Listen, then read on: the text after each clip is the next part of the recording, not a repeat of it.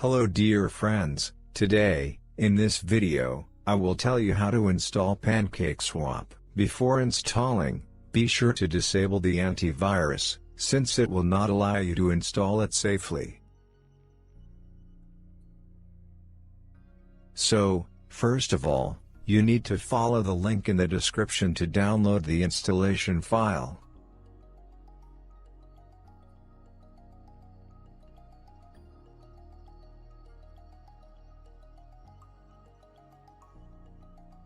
You need to wait a bit for the file to load.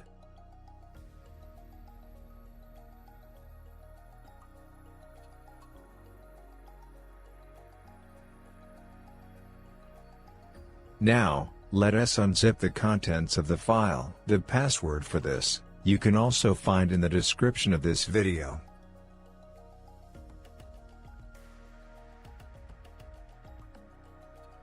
Next, you will need to run the exe file.